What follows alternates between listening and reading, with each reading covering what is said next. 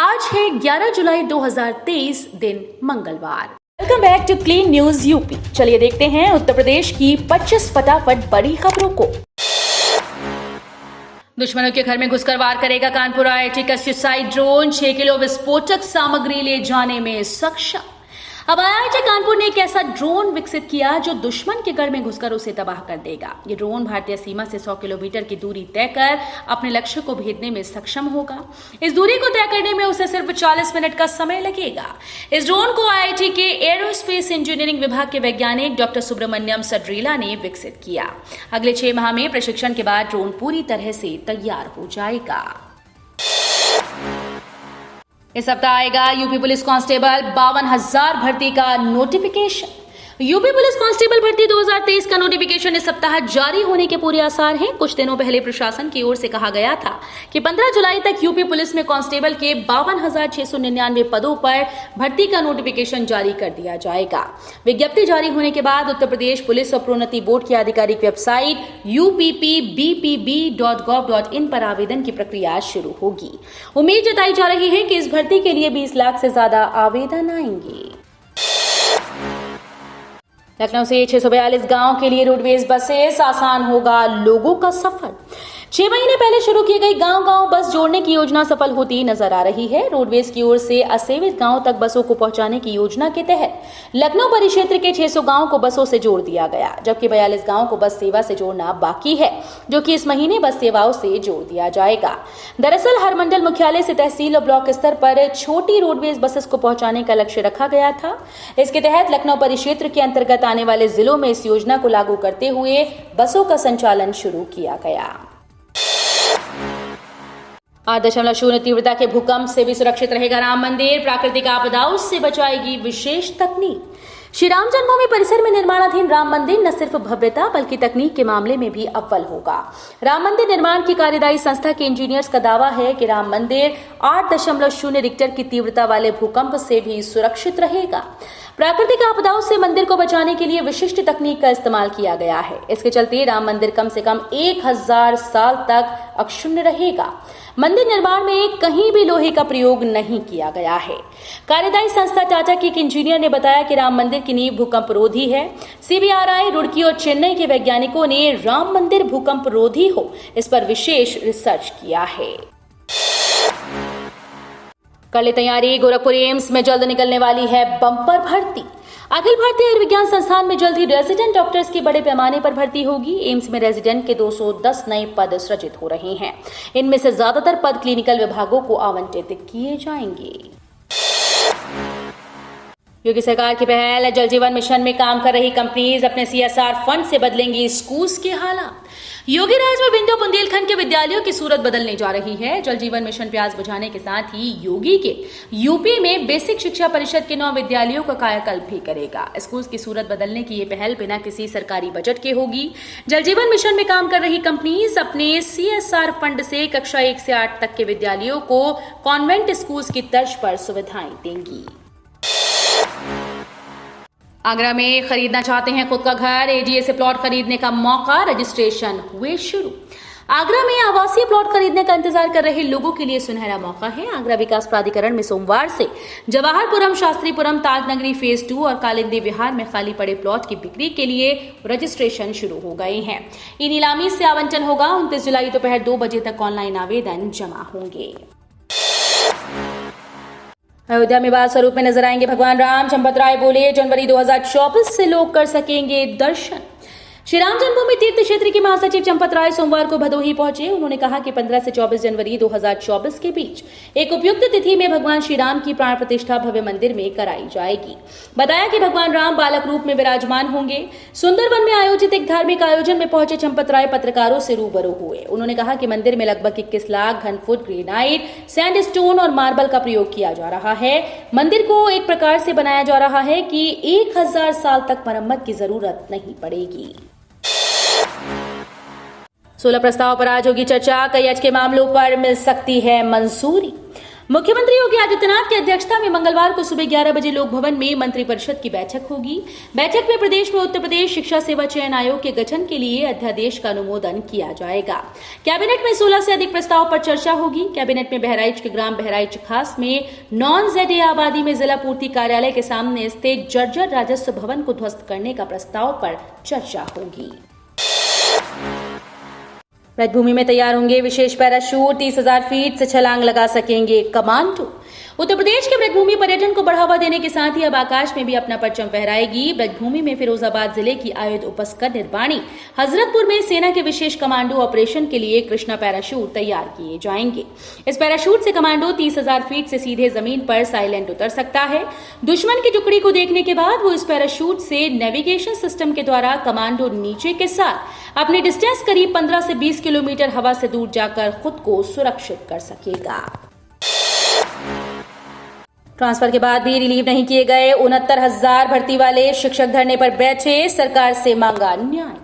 उत्तर प्रदेश के बेसिक विद्यालयों में हाल में हुई तबादला प्रक्रिया में 69,000 शिक्षक भर्ती के अभ्यर्थियों को कार्यमुक्त किए जाने से रोक दिया गया। इसका कारण 69,000 भर्ती को लेकर चल रही न्यायालय में सुनवाई है, जिस पर अभ्यर्थियों ने सोमवार को निदेशालय का घेराव किया और न्याय करने की मांग की।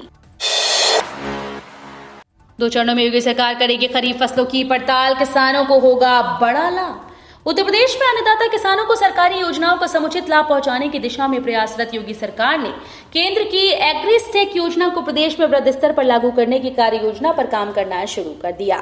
केंद्र द्वारा फसलों के निरीक्षण व किसानों को लाभ पहुंचाने के दृष्टिगत एग्रीस्टेक योजना की शुरुआत की गई, जिसका उद्देश्य देश में फसलों का एक केंद्रीयकृत डेटाबेस तैयार करना है। ये डेटाबेस किसानों के लिए वन स्टॉप सॉल्यूशन की तरह काम करेगा, जहां उन्हें फसलों संबंधी समस्याओं के निराकरण, सरकारी अनुदान व प्रशस्ति प्रबंधन और विस्तृत बाजार तक पहुंच जैसी अनेकों सुविधाएं मुहैया होंगी। मुख्यमंत्री योगी ने की बाढ़ व जलभराव की समीक्षा, राहत आयुक्त कार्यालय को किया अलर्ट। मुख्यमंत्री योगी आदित्यनाथ ने सोमवार को एक उच्च स्तरीय बैठक में प्रदेश के विभिन्न जनपदों में तेज बारिश के बाद जनहित के दृष्टिगत किए जा रहे प्रयासों की समीक्षा की और आवश्यक दिशा निर्देश दिए। उन्होंने कहा कि हिमाचल प्रदेश और उत्तराखंड में अतिवृष्टि के बाद अगले कुछ दिनों में प्रदेश के विभिन्न नदियों के जलस्तर में बढ़ोतरी की आशंका है। मुजफ्फरनगर से सिवाचोल तक वन वे हुआ हाईवे, ट्रैफिक पुलिस जल्द लेगी बड़ा फैसला। कांवड़ियों की बढ़ती संख्या को देखते हुए मुजफ्फरनगर की तरफ से सिवाया टोल प्लाजा तक वन वे कर दिया गया। अब एक तरफ कांवड़िए चल रहे हैं, जबकि दूसरी लेन में दोनों तरफ से आने वाले वाहनों को निकाला जा रहा है। टोल प्लाजा से गाजियाबाद की तरफ आने वाले वाहन पहले की भांति दोनों लेन पर संचालित हैं। NMC की मान्यता न मिलने से परेशान MBBS छात्र धरना प्रदर्शन पर उतरे। डॉक्टर राम मनोहर लोहिया आयुर्विज्ञान संस्थान में नेशनल मेडिकल कमीशन की मान्यता न होने के मामले में MBBS स्टूडेंट्स अब धरना प्रदर्शन पर उतर आए। NMAC ने लोहिया संस्थान के लिए अभी भी अंतिम वर्ष की डिग्री को मान्यता नहीं दी। इसकी वजह से संस्थान से MBBS पास करने वाले स्टूडेंट का पंजीकरण नहीं हो पा रहा और न ही वे PG के लिए अहल हो पा रहे हैं। क्या 12 जुलाई को होगा मोदी कैबिनेट का विस्तार, मिले ये संकेत। लोकसभा चुनाव 2024 को लेकर सभी मुख्य पार्टी तैयारियों में जुट गई हैं। एक तरफ कई विपक्षी दल महागठबंधन बनाने की प्रक्रिया में लगे हुए हैं, तो दूसरी ओर बीजेपी भी चुनावी तैयारियों में जुटी हुई है। इन सबके बीच केंद्रीय मंत्रिमंडल में बदलाव की सुगबुगाहट तेज हो गई। सूत्रों के अनुसार 12 जुलाई को मोदी कैबिनेट का विस्तार हो सकता है, जिसके लिए राष्ट्रपति भवन में बड़े आयोजन की तैयारी चल रही है। लॉयंस क्लब के अमेरिका मुख्यालय के सचिव डेविड किंग्सबरी को अवमानना नोटिस। स्थगन आदेश के बावजूद आगरा लॉयंस क्लब का चुनाव कराने पर अमेरिका स्थित मुख्यालय के जनरल काउंसिल और सचिव डेविड के खिलाफ हाईकोर्ट ने अवमानना नोटिस जारी कर दिया। यह आदेश हाईकोर्ट के न्यायमूर्ति रोहित रंजन अग्रवाल ने लॉयंस क्लब इंटरनेशनल शाखा 32T2 की डिस्ट्रिक्ट गवर्नर रही सुनीता बंसल की ओर से दाखिल अवमानना याचिका पर दिया। पीएम और सीएम को फोन पर जान से मारने की धमकी देने वाला युवक गिरफ्तार, ATS ने की पूछताछ। नौकरी न मिलने पर प्रधानमंत्री और मुख्यमंत्री को डायल 112 पर फोन कर जान से मारने की धमकी देने वाले युवक को कोतवाली पुलिस ने सोमवार को गिरफ्तार कर लिया। ATS युवक से पूछताछ की है। युवक की पहचान गोरखपुर जिले के हरपुर बुधहर थाना क्षेत्र के देवडार गांव निवासी संजय के रूप में हुई। जांच पड़ताल में पता चला कि उसने शराब के नशे में फोन किया था। पुलिस ने मामले में केस दर्ज कर लिया है। वाराणसी की इस मंडी में मात्र 60 रुपए किलो मिलेगा टमाटर। बस करना होगा ये काम। टमाटर के दाम इस वक्त पूरे भारत में आसमान पर हैं। वाराणसी में टमाटर 120 से 150 रुपए प्रति किलो मिल रहा है। हालांकि अब आप यही टमाटर मात्र 60 रुपए किलो में खरीद पाएंगे। बस इसके लिए आपको रोज सुबह 10 बजे से पहले उठना होगा और 2 बजे से पहले तक पहाड़िया मंडी जाना होगा। दरअसल इस मंडी में लोगों को राहत दिलाने के लिए समिति की ओर से टमाटर 60 रुपए प्रति किलो बेचा जा रहा है। शर्त यह है कि एक व्यक्ति को एक दिन में 1 ही किलो टमाटर दिया जाएगा। भक्ति देशभक्ति का दिखा अनूठा संगम। शरीर पर पिन से 51 तिरंगे लगाए कांवड़ लाया विजय हिंदुस्तानी। कांवड़ यात्रा के दौरान श्रद्धा पथ पर कांवड़िए शिवालयों की ओर बढ़ रहे हैं। भक्ति और देशभक्ति का अनूठा संगम भी देखने को मिल रहा है। शामली का कांवड़िया देश के सैनिकों के लिए हरिद्वार से गंगा जल लेकर पहुंचा। कांवड़िए ने अपने शरीर पर पिन से 51 तिरंगे भी लगा रखे हैं। माहौल भक्तिमय बन गया। शामली जिले के गांव भारसी निवासी कांवड़िया विजय हिंदुस्तानी हरिद्वार से गंगा जल लेकर सोमवार को शिव चौक पर पहुंचा। विजय ने अपने शरीर पर पिन से 51 तिरंगे लगा रखे हैं और देश के शहीद सैनिकों के नाम भी गुदवा रखे हैं। जर्मनो अमेरिकी तकनीक की रोशनी से जगमगाएगी कबीर प्राकट्य स्थली। आज करोड़ से होगा कायाकल्प। वाराणसी में संत कबीर की प्राकट्य स्थली को भव्य स्वरूप में संवारने का काम शुरू हो गया। शासन और मठ के सहयोग से प्राकट्य स्थली को अंतर्राष्ट्रीय पर्यटन स्थल के रूप में विकसित किया जाएगा। नीदरलैंड की बोट पर लहरतारा तालाब में बच्चे नौकायन का लुत्फ उठाएंगे। तालाब की सुंदरता बढ़ाने के लिए यहाँ म्यूजिकल फव्वारा लगाया जाएगा। लाइट्स भी लगाई जाएंगी। इन्हें जर्मनी और अमेरिका से मंगाया जाएगा।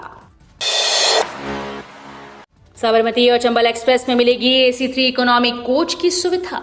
साबरमती और चंबल एक्सप्रेस के यात्रियों को जल्द ही AC3 इकोनॉमी कोच की सुविधा मिलने जा रही है। इसके लिए 4 कोच आगरा रेल मंडल में आ गए। एक कोच में 83 यात्री बैठ सकेंगे। प्रत्येक सीट पर रीडिंग लाइट व मोबाइल चार्जिंग पॉइंट की सुविधा होगी। CCTV कैमरे भी लगे हैं। वहीं मंडल को जल्द 9 कोच और मिलने जा रहे हैं। अब झटपट अपडेट होगी खतौनी। अगस्त तक सभी गाँव में काम पूरा करने की योजना।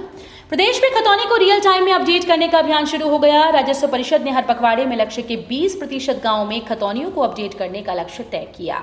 ये काम अगस्त तक पूरा करने की योजना है। खतौनी के तत्काल अपडेट होने का सबसे बड़ा फायदा ये होगा कि इससे जमीन की खरीद फरोख्त में धांधली पर अंकुश लगेगा। किसी जमीन को खरीदने का इच्छुक व्यक्ति खतौनी को देखकर जान सकेगा कि उसका असली मालिक कौन है।